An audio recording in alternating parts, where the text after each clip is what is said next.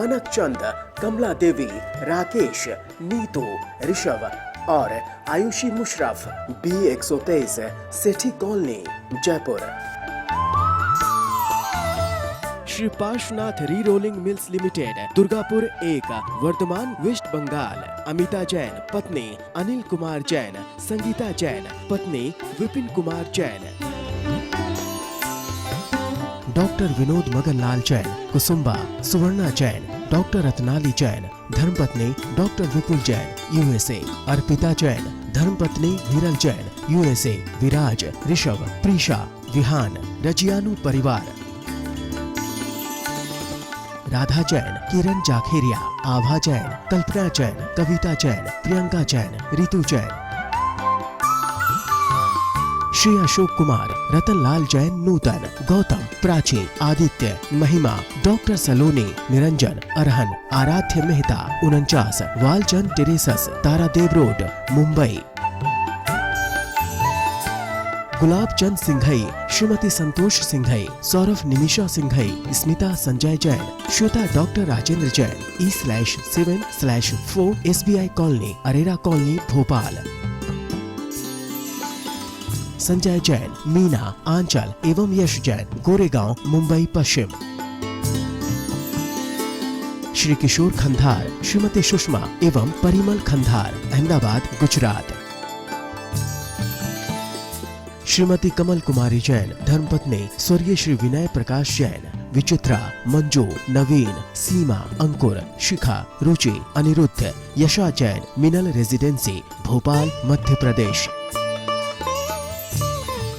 दिवंगत पूज्य मातु श्री भौरीबाई एवं पिता श्री नथुलाल जी एवं बहन श्री मुन्नी बड़जातिया, थाना गाजी, जिला अलवर की स्मृति में श्री ज्ञानचंद जैन, 4/84, मालवीय नगर, जयपुर, राजस्थान। श्रीमती शांति देवी पाटने, पत्नी स्वर्गीय श्री निर्मल कुमार पाटने, सुपुत्र सुरेश कुमार पाटने, विजय कुमार पाटने, अमित कुमार पाटने, इम्फाल, मणिपुर। श्री सन्मति महिला मंडल, श्री दिगंबर जैन मंदिर, सेठी कॉलोनी, आगरा रोड, जयपुर। जय जिनेन्द्र तज्जयति परम ज्योतिः, समं समस्तैरनंत पर्यायैः, दर्पण तलैव सकला प्रतिफलति पदार्थ मालिका यत्र। पंच परमेष्ठी भगवान की जय। आचार्य अमृतचंद स्वामी महाराज ने इस पुरुषार्थ सिद्धि उपाय महान ग्रंथ में श्लोक क्रमांक 42 से लेकर 90 तक 49 श्लोकों में हिंसा अहिंसा का अद्भुत विस्तृत विवेचन वर्णन किया, जिसे पढ़कर समझकर हमने यह जाना कि जितना हो सके हमें हिंसा से बचना है और अहिंसा का पालन करना है। उसी क्रम को आगे बढ़ाते हुए दूसरा पाप, झूठ पाप, असत्य का अगले श्लोक में कथन करते हैं। आइए उच्चारण करें। यदिदं प्रमाद योगा दशदभिधानं विधीयते, किमपि तदनृतमपि विज्ञेयं तद्भेदाः सन्ति चत्वारः। आइए एक एक शब्द का अर्थ समझते हैं। यदिदं प्रमाद योगात्, यत इदम, यत मतलब यह जो, इदम अर्थात यह जो, प्रमाद योगात, आधा त यहाँ चला जाएगा, प्रमाद के योग से, कषाय के योग से, असद अभिधानम, संधि विच्छेद, असद अभिधानम, असद अर्थात जो सही नहीं है, जो सत नहीं है, सत अर्थात कल्याणकारी और असत अर्थात अकल्याणकारी, अभिधानम अर्थात कथन, वचन, विधीयते कहे जाते हैं या किए जाते हैं, किम अपि कुछ भी। क्या मतलब हुआ? असत्य पाप का वर्णन यहाँ से प्रारंभ हो रहा है, उसकी परिभाषा आचार्य भगवान यहाँ पर कह रहे हैं। यत इदम किमपि, यह जो कुछ भी, प्रमाद योगात असत अभिधानम विधीयते, प्रमाद के योग से, कषाय के योग से, असद अर्थात जो सही नहीं है, जो सत नहीं है, सत अर्थात कल्याणकारी और असत अर्थात अकल्याणकारी, अभिधानम अर्थात कथन, वचन, विधीयते कहे जाते हैं या किए जाते हैं, किम अपि कुछ भी। क्या मतलब हुआ? असत्य पाप का वर्णन यहाँ से प्रारंभ हो रहा है, उसकी परिभाषा आचार्य भगवान यहाँ पर कह रहे हैं। यत इदम किमपि, यह जो कुछ भी, प्रमाद योगात असत अभिधानम विधीयते, प्रमाद के योग से असत अभिधान किया जाता है, अर्थात अन्यथा रूप वचन कहे जाते हैं, तद अनृतम अपि विज्ञेयम। तद अर्थात उसे, अनृतम अर्थात झूठ, ऋतम, ऋतम का मतलब सत्य, और अन अर्थात जो सत्य नहीं है अर्थात झूठ, असत्य, अपि अर्थात भी, विज्ञेयम जानना चाहिए, उसे असत्य जानना चाहिए। तद भेदाः उस असत्य के भेद, संति मतलब होते हैं, चत्वारः अर्थात चार, उस असत्य के झूठ पाप के चार भेद होते हैं। श्लोक बहुत सरल है। इस श्लोक में क्या बताया है, असत्य किसे कहते हैं, बहुत सीधी सी परिभाषा आचार्य अमृतचंद स्वामी महाराज ने यहाँ कही। प्रमाद किसे कहते हैं? आचार्य पूज्यपाद स्वामी महाराज ने सर्वार्थ सिद्धि ग्रंथ में प्रमाद की परिभाषा लिखी। कुशलेष्वनादरः प्रमादः, कुशलेषु अनादरः, कुशल कार्यों में, अच्छे कार्यों में, प्रशस्त कार्यों में जो अनादर का भाव होता है, जिसमें आदर का भाव उपस्थित नहीं होता, उसे प्रमाद कहते हैं। यहाँ वर्णन चल रहा है असत्य पाप का, अर्थात ऐसा पाप जिसमें हम गलत कथन कर रहे हैं। वह गलत कथन यदि कषाय के निमित्त से है, यदि प्रमाद के निमित्त से है, तो वह झूठ वचन कहलाता है। यदि हम सही भी बोल रहे हैं और यदि उसमें किसी व्यक्ति का कोई घात है, किसी व्यक्ति का कोई नुकसान है, वहाँ प्रमाद है, कषाय होने के कारण वह भी असत्य रूप में कथन किया जाता है। इसलिए प्रमाद अर्थात कुशल कार्यों में, अच्छे कार्यों में अनादर का भाव उपस्थित होना प्रमाद कहलाता है। भैया जी, हमें कैसे वचन बोलना चाहिए? एक सूक्ति आती है, सत्यम ब्रूयात प्रियम ब्रूयात न ब्रूयात सत्यम अप्रियम। हमें हमेशा सत्यम ब्रूयात प्रियम ब्रूयात, सत्य बोलना चाहिए और प्रिय बोलना चाहिए, लेकिन ऐसा सत्य भी नहीं बोलना चाहिए जो प्रिय न हो। कहने का सीधा सा तात्पर्य है हित, मित और प्रिय वचन बोलें। हित का मतलब कल्याणकारी, जिससे सामने वाले का कल्याण हो, जिससे सामने वाले को अच्छा लगे, गुड फीलिंग्स आए, वो हितकारी वचन होते हैं। मित अर्थात थोड़े वचन बोलें।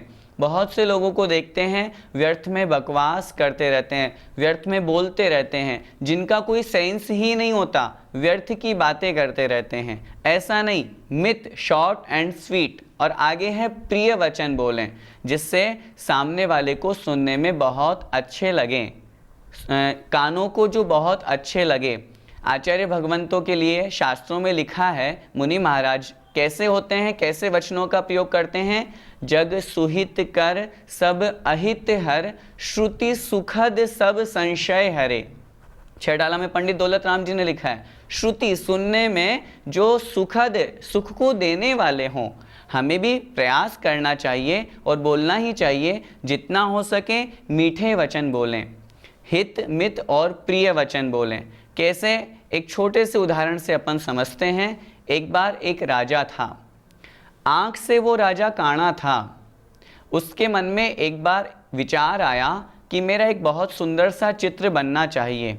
उसने अपने राज्य के सभी बड़े बड़े चित्रकारों को आमंत्रित किया और कहा, जो सबसे अच्छा सर्वश्रेष्ठ सुंदर चित्र बनाएगा उसे इनाम दिया जाएगा। बहुत से चित्रकारों ने बहुत अच्छे अच्छे अपनी अपनी कला को वहाँ प्रस्तुत किया और राजा का चित्र बनाया। अंत में 3 चित्र सामने आए। उन तीनों चित्रों में देखें क्या हुआ। उनमें से पहला चित्र जब आया, देखा राजा को राज सिंहासन पर बैठा हुआ दिखाई दे रहा है। चित्रकार ने अपनी कला का प्रयोग किया, बहुत पूरी राजसभा लगा रखी है और उसमें राजा राज सिंहासन पर बैठा हुआ है, बहुत सुंदर लग रहा है। लेकिन उसमें एक कमी थी। कमी ये थी कि राजा को, चूँकि राजा बचपन से, जब से वह उसका जन्म हुआ तब से वो एक आँख से काना था, लेकिन उस चित्र में उसे दोनों आँखों वाला बता दिया गया था। राजा ने कहा, यह चित्र प्रिय तो लग रहा है लेकिन सत्य नहीं है। दूसरा चित्र आया। दूसरे चित्र में क्या देखा गया, राजा का बहुत सुंदर चित्र बनाया गया, लेकिन उसमें राजा की एक आंख काणी बताई गई। चित्र बहुत सुंदर था, लेकिन चित्र वास्तविकता में सत्य का प्रतीक था कि राजा एक आंख से काणा है, तो चित्रकार उसकी सत्यता प्रकट कर रहा है।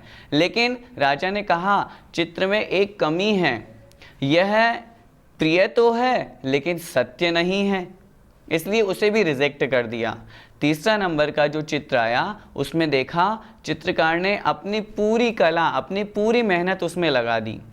क्या किया चित्रकार ने राजा को शिकार खेलते हुए बतलाया कि राजा जंगल में जा रहा है और वहाँ किसी एक वस्तु को देख करके और निशाना लगा रहा है, धनुष बाण से वह निशाना लगा रहा है, और जब बाण को खींचता है तो उसकी एक आंख स्वयमेव बंद हो जाती है जब निशाना लगाते हैं तो, और एक आंख वही बंद हुई जो उसकी जन्म से बंद थी।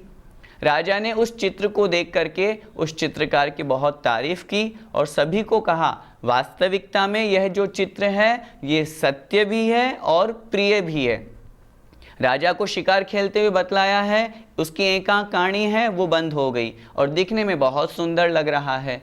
तो हम भी ऐसे वचनों का प्रयोग करें जो सत्य भी हों और प्रिय भी हों। वास्तविकता में हम जो बोलते हैं, हमारी वाणी का सामने वाले के दिल पे बहुत असर पड़ता है। वाणी ऐसी बोलिए मन का आपा खोए, औरन को शीतल करे आपहु शीतल होए। कितनी अच्छी लाइनें कही है। हम ऐसे वचनों का प्रयोग करें जिससे सामने वाला बहुत खुश हो। हमें वचनों का प्रयोग करना हमारे ऊपर डिपेंड है, बोलना हमें है। संस्कृत में एक सूक्ति भी आती है, वचने का दरिद्रता, बोलने में क्या गरीबी करना। अरे जब बोलना ही है तो फिर मीठा बोले ना।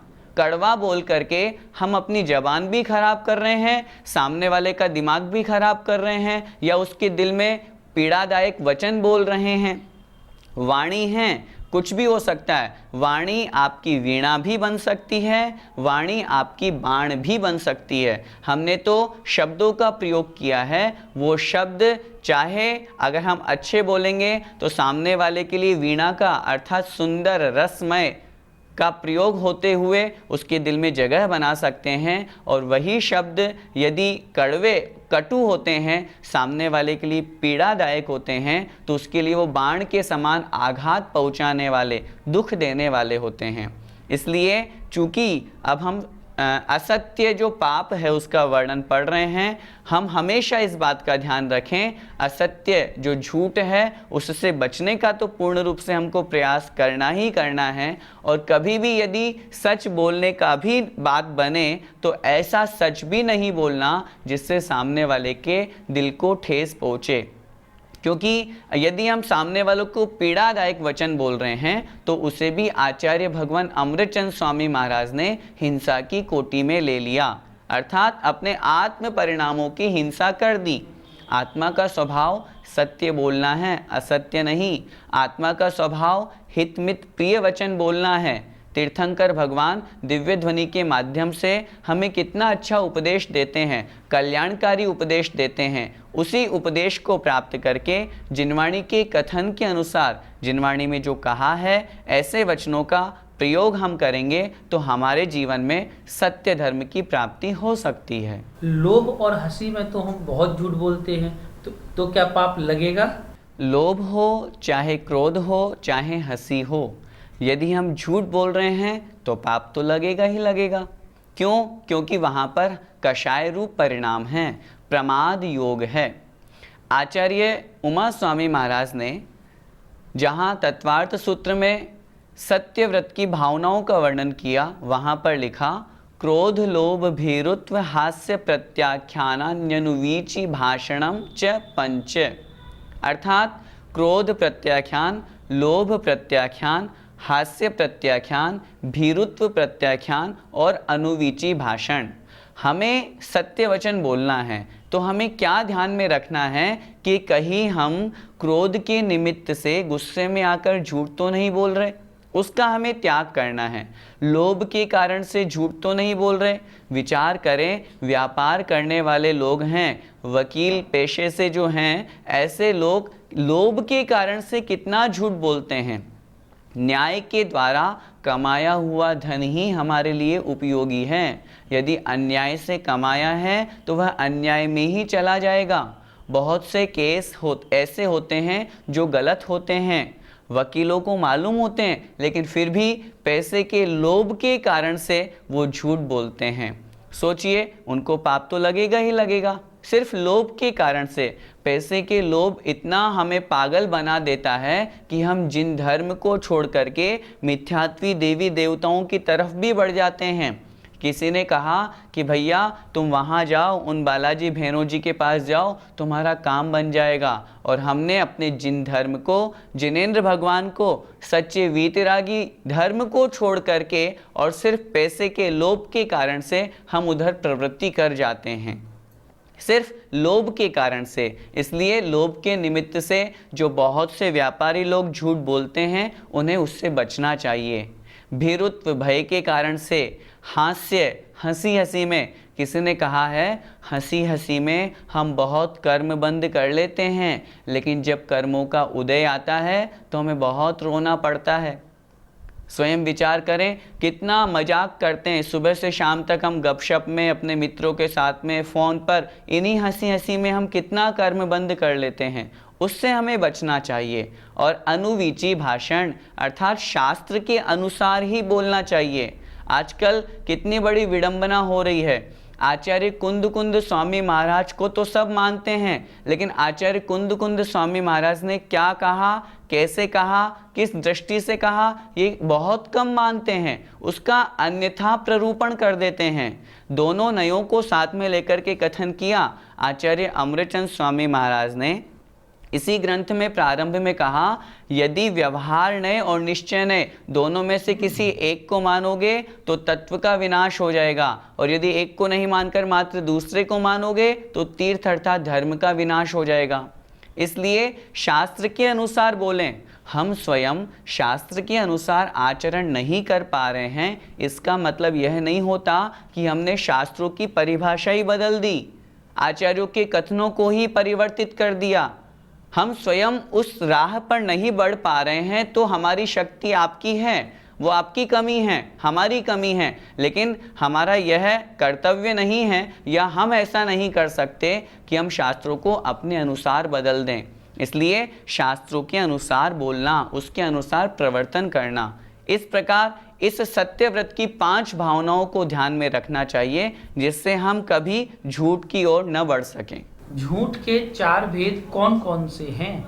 झूठ के 4 भेद आचार्यों ने कथन किए हैं। सबसे पहला, जो वस्तु मौजूद है उसे मना करना। दूसरा, जो वस्तु मौजूद नहीं है उसे हाँ करना।